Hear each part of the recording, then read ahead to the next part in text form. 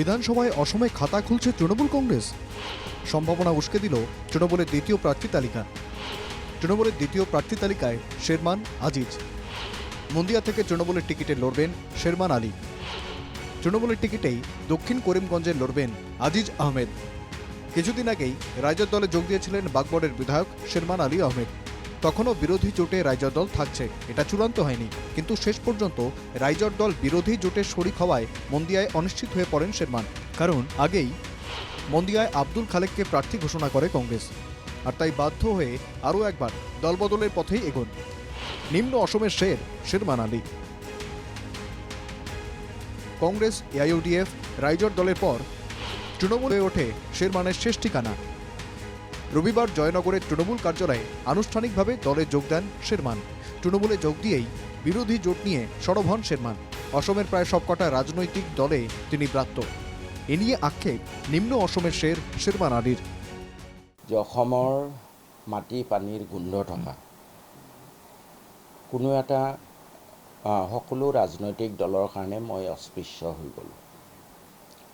এইটোৱে মোৰ আজিৰ দিনত অন্তৰত ৩২% মানুহৰ ন্যায়ৰ কথা ক'ব যাওঁতে অসমৰ মাটি পানীৰ গোন্ধ থকা কোনো এটা ৰাজনৈতিক দলে মোক গ্ৰহণ কৰিলে, ইয়াতকৈ বেদনা আৰু নাই। কংগ্ৰেছৰ সভানেত্ৰী মমতা দিদিক মই আন্তৰিক ধন্যবাদ জ্ঞাপন কৰিছোঁ যে অতি কম সময়ৰ ভিতৰতে 2 ঘণ্টাৰ ভিতৰত মোৰ ওপৰত বিশ্বাস স্থাপন কৰি তেখেতে মোক টিকেট প্ৰদান কৰিছে।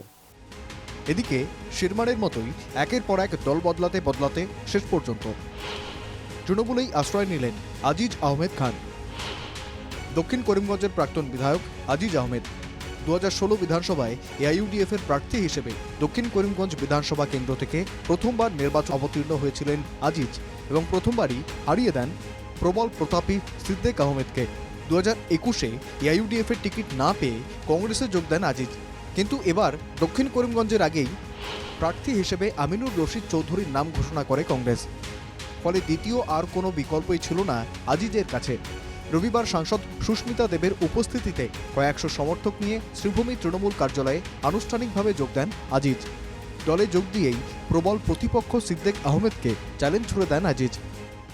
আজকে অফিসিয়ালি জয়েন করেছি। আমার অত্যন্ত খুশি যে আমার দক্ষিণ করিমগঞ্জ সমষ্টির জনগণ আমাকে বলছে যে আপনি তৃণমূল থেকে টিকিট কেটে লড়ে দিন, আমরা সবাই আপনাকে ভোট দিয়ে দেবো এবং আপনাকে আসাম বিধানসভায় পাঠিয়ে দেব। ইডিএফটা 2021 সালে বিক্রি হয়ে গেছে বিশেষ, যার কারণে এটার আর যেটা ফিল্ডে নাই এটার আর আলোচনা করেও করলে আপনারা আগামীকালকে 23 তারিখ আছে, নমিনেশন শেষ হয়ে যাবে। এরপরে দেখবেন কে কোথায় আছে, এটা আপনারা দেখে নেবেন, আপনারা নিজেই বুঝতে পারবেন।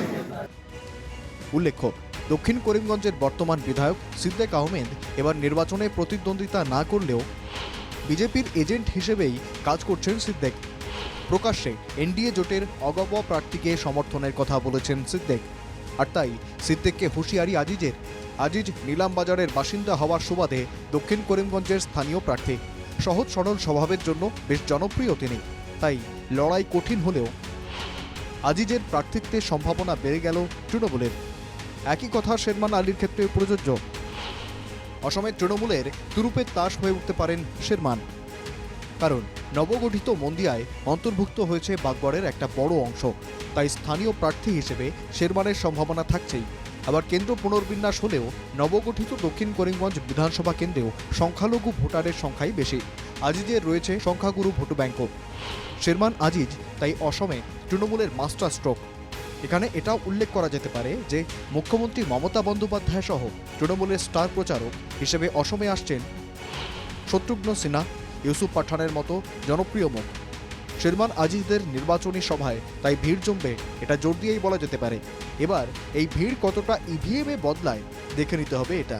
উল্লেখ্য, তৃণমূল অসমে 24টি আসনে প্রার্থী দেবে বলে স্থির করলেও এই মুহূর্তে অসমের শেরমান আজিজই তৃণমূলের অন্যতম মুখ।